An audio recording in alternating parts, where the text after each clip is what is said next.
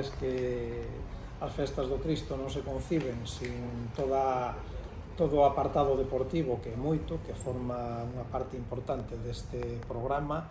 e empeza xa, porque xa empezou nestes días este ano cunha novedade, que é o Torneo Popular de Tenis Vila do Barco. Hai unha serie de aficionados que están, eu creo que creando o clube, volvendo a poñer en marcha todo o tema do tenis, que era un dos deportes que estaba un pouco máis deixado aquí na actividade deportiva do concello.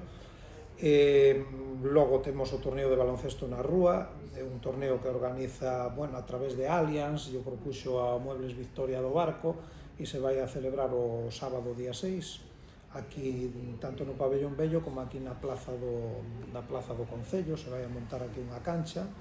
Tamén vai haber unhas xornadas de portas abertas de orientación, e o mismo sábado 6 é o 8º memorial GES Carrera o cuadrangular, que este ano